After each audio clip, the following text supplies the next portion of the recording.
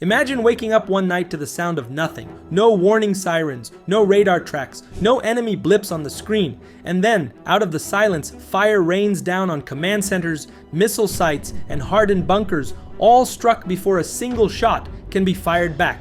That's not science fiction. That's what 120 stealth B-21 Raiders are designed to do. A ghost fleet in the sky, invisible until it's too late, rewriting America's deterrence strategy in ways that leave adversaries from Beijing to Pyongyang absolutely stunned. The Ghosts of Midnight Hammer. It's June 2025. Somewhere over the Pacific, the call sign Midnight Hammer goes live. 3 B-2 Spirit stealth bombers slip into the sky, invisible to radar and undetectable, even by the most advanced Chinese tracking networks. Hours later, explosions rip through critical air defense systems. By the time the enemy realizes what's happening, it's already over. The bombers are gone. No losses, no warning, just silence. Then fire. That single mission shocked the world. Defense analysts called it one of the most successful combat demonstrations of stealth power since Desert Storm. It proves something chilling. America can still strike anywhere, anytime, without anyone stopping it. And yet that was with just 3 bombers. Now imagine 120 of them.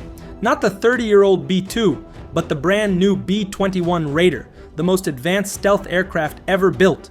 A ghost in the sky, designed to penetrate the heaviest air defenses on Earth. Multiply that by 120, and suddenly you don't just have a weapon, you have a revolution in American power. For North Korea, that's a nightmare scenario. A single Raider could devastate their nuclear infrastructure. A dozen could erase their leadership, air defenses, and missile sites before a single missile leaves its silo. For Beijing, it's an even bigger warning. Mass stealth power means the entire Pacific A2/AD strategy. The wall of missiles, radars, and ships they've spent decades building can be breached in hours. This is the Ghost of Midnight Hammer scaled to an industrial level. And it's coming fast. Part 2. The B-21 Raider isn't just another aircraft rolling off the assembly line. It's the first true 6th generation bomber. A machine built for the wars of tomorrow, not yesterday. On the outside, it looks like a sleek flying wing, cousin to the legendary B-2. But under the skin, it's a completely different beast. Its stealth design is broadband, meaning it's not just invisible to old radar, but tuned to slip past the newest detection systems China and Russia are developing. Its open architecture systems work like a smartphone. Plug-and-play upgrades that let it evolve as fast as technology does. Its engines give it the reach to strike from thousands of miles away without refueling. And here's the kicker, it's dual capable. That means it can carry both conventional and nuclear weapons. From bunker-busting smart bombs to the next generation of nuclear cruise missiles, the Raider can flex to whatever the mission demands. One night it's taking out enemy air defenses. The next it's holding entire nations at nuclear risk. But the real revolution isn't just what it can do alone, it's what it can do together. The Raider is designed to command drone swarms, integrate with satellites, and plug into America's new JADC-2 battle network. One Raider isn't just a bomber, it's a quarterback, calling plays for an entire team of unmanned aircraft, ships, and ground forces. This is what makes 120 Raiders so terrifying. You're not talking about 120 bombers, you're talking about 120 nodes in a globe-spanning kill web, each one capable of slipping past enemy defenses, gathering intelligence, directing drones, and delivering unstoppable firepower. For decades, America's stealth fleet has been tiny. First, it was the F-117 Nighthawk, flying secret missions in the Gulf War. Then came the B-2 Spirit, only 21 ever built, of which fewer than 16 are combat ready at any given time. These were silver bullets, precious, rare, too few in number to change the entire balance of power on their own. The B-21 Raider changes that equation. The Air Force plans to build at least 100 of them, with leaders hinting the real number could climb to 145 or more. If that production target holds, it will be the first time in history that stealth bombers exist in true combat mass. We're not talking about a handful of aircraft to slip into 1 or 2 critical missions. We're talking about an entire fleet, large enough to fly simultaneous missions across multiple theaters. Why does that matter? Because numbers are power. 3 Raiders can terrify North Korea, 30 can overwhelm China's coastal defenses, 100 can keep both Moscow and Beijing awake at night. knowing that at any moment, dozens of stealth bombers could appear overhead without a blip on radar. And it's not just about quantity, it's about sortie generation. The Raider has been designed from day one with maintainability in mind. It's built to be easier to service than the finicky B-2, with modular systems that can be swapped quickly and coatings that don't require constant, painstaking touch-ups. That means more aircraft in the air, more often. In war, that translates into pressure, relentless, unending pressure that no adversary can match. Then there's basing. Raiders won't just sit at Whiteman or Ellsworth waiting for orders. They'll be dispersed across multiple bases, rotated forward under bomber task force missions, and even capable of operating from austere runways abroad. To an enemy, that unpredictability is maddening. You don't know if the bombers are 7,000 miles away in South Dakota or right on your doorstep in Guam, ready to strike in hours. The combination of stealth, range, and mass creates something the world has never seen before.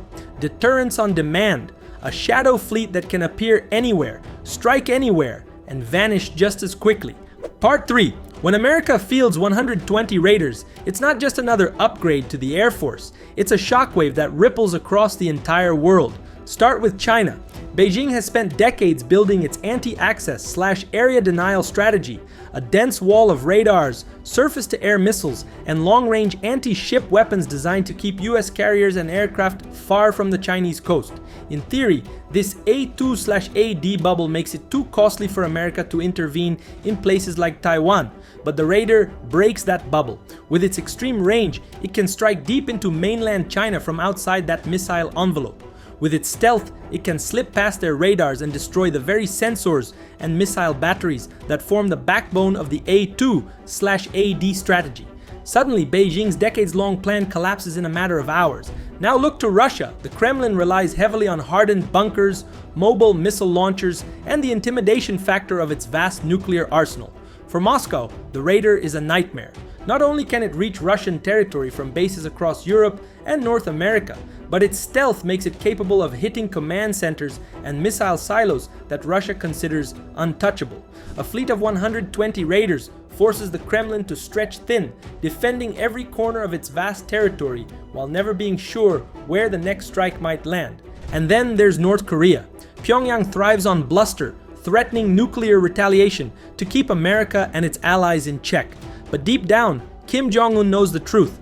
North Korea is fragile. Its nuclear sites are exposed, its leadership compounds are mapped, its air defenses are outdated. One Raider could destroy a missile launcher, a dozen could wipe out the entire nuclear infrastructure before a single warhead is launched. With 120 in America's arsenal, North Korea faces the ultimate nightmare, the realization that their entire deterrent could be erased in one night. That's why every time a US stealth bomber flies near the peninsula, North Korea issues frantic threats. Multiply that by 100, and stunned doesn't even begin to describe their fear. Together, these three adversaries represent the core threats to American security in the 21st century. China, Russia, and North Korea, each betting that they can use advanced weapons or nuclear bluster to keep America at bay. The B-21 Raider fleet flips that script. It tells Beijing, Moscow, and Pyongyang the same message. No matter how many missiles you build, no matter how deep you dig your bunkers, no matter how loud you shout, America can still reach you. But make no mistake, a fleet of 120 Raiders is a transformational capability, but it's not a magic wand. Big ideas come with big trade-offs, and this one is no different. Building, sustaining, and operating a mass stealth force is expensive, complex, and politically fragile. If the goal is to turn stealth from a rare ace into a day-to-day instrument of national power, America has to win several races at once: the industrial race, the funding fight, and the countermeasure race. First, the money. These aircraft don't come cheap. Development, production, and long-term sustainment add up to tens of billions. Congress sets the baseline, and budget cycles are messy. Shifts in priorities, competing services, and economic pressure can slice planned buys. A program that depends on steady, predictable funding is vulnerable in an era where attention shifts by the news cycle. Delays in low-rate initial production or cuts at the wrong moment could turn the promise of 120 Raiders into a trickle of airframes that aren't enough to change the strategic equation. Second, the industrial base. Sustained production at scale means suppliers, specialized materials, coatings, skilled technicians, and a stable supply chain. Post-Cold War industrial atrophy won't be fixed overnight. Bottlenecks for specialty components like engines, stealth materials, avionics can throttle sortie rates and ramp up plans. The B-21's designers have pushed maintainability and modularity on purpose because the fastest way to win a fight is to keep the fleet flying. But that still requires factories working at pace, people trained for niche jobs, and a logistics chain that can move sensitive parts around the globe without hiccups. Third, counter-stealth is real and getting better. Stealth doesn't mean invisible in perpetuity, it means harder to find. Adversaries are investing in layered detection, low-frequency radars that can sometimes pick up stealthy shapes, massive sensor webs that combine space and terrestrial data, passive detection that listens for disturbances, and AI that sifts signals humans would miss. Hypersonic strike and long-range anti-access weapons complicate basing choices. An enemy that can detect movements via space sensors or swarm drones can make even dispersed basing riskier. The B-21's advantage will be maintained only if the US keeps outpacing those investments in sensors, in electronic warfare, and in resilience. Fourth, escalation dynamics and stability. A fleet designed to neutralize an opponent's nuclear forces overnight changes the calculus of crisis decision-making. Opponents could respond with drastic measures, dispersal, launch on warning postures, preemptive mobilization, or covert asymmetric attacks. The mere existence of an assured, rapid strike capability raises the stakes. Adversaries might lash out in unpredictably dangerous ways to avoid being disarmed. This is not an argument to abandon the fleet, it's an argument for careful doctrine, clear signaling, and credible command and control that minimizes the risk of miscalculation. Finally, political friction. Allies and partners must be convinced that the raiders enhance collective security rather than provoke arms races or undermine regional stability. Purchasing decisions, basing permissions, and deployment rhythms require diplomacy as much as engineering. Domestic politics matter too. Public support for defense spending rises and falls. One poorly timed scandal or budget squeeze can stall production. All that said, these are challenges to manage, not insurmountable barriers. The path to making 120 raiders a reality involves 3 concurrent fixes. Lock in steady funding and clear policy commitments. Invest in the industrial base and workforce, and pair the fleet with countermeasures. If those boxes get checked, the benefits vastly outweigh the risks, and the clock matters. Experts warn that peer competitors will field their own next-generation fighters and sensor webs in the 2030s. America needs the margin of capability sooner rather than later. The choice is stark. Build the fleet now and preserve strategic advantage, or delay and invite a much more costly and dangerous race later. Part 4. Here's what you need to understand. Deterrence is not a list of weapons. It's a condition of uncertainty. When adversaries can't reliably predict whether their plans will succeed, when they can't be sure their hardened silos, command centers, or launch systems will survive a first strike, they are far less likely to take reckless risks. One raider is a threat. 120 raiders is a pervasive doubt.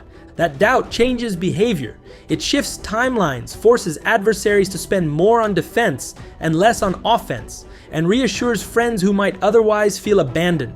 The raider fleet is not about craving conflict. It's about making conflict so unattractive, so politically and militarily costly, that it never becomes the chosen path. It's a silent form of diplomacy that works while diplomats sleep, but deterrence also needs transparency in the right places. The US must show enough capability to convince adversaries that the risk is real, while avoiding moves that unnecessarily heighten panic or push rivals toward hair-trigger postures. That balance is the art of modern deterrence, visible readiness without reckless provocation. Bomber patrols, allied exercises, and clear public statements about intent can reinforce deterrence without sparking doom loops. The B-21's true strategic value is its flexibility. It can be a visible signal of resolve or a silent insurance policy, sitting quietly in hardened shelters and dispersed bases. It can shape adversary behavior through the mere possibility of its use, and it can impose real costs if deterrence fails. That duality is what makes it uniquely powerful. The final piece is integration. The raiders don't act alone. They are nodes in an architecture that includes submarines, cyber capabilities, space assets, ground-based defenses, and allied militaries. When integrated into a whole-of-government posture, 120 raiders become a force multiplier for diplomacy, sanctions, and collective defense. They are one instrument among many, but one of the most persuasive. So ask the question the rest of the world will be asking 10 years from now. Will America invest in the tools that make conflict less likely, or will it let advantage slip away? Because if the choice is to keep the peace through overwhelming, credible deterrence, 120 raiders do more than protect. They reshape the terms of strategic risk. They make reckless choices less tempting and careful strategy more likely. Type proud. If keeping America's deterrent edge matters to you, is 120 enough or should the fleet be bigger? Let us know in the comments.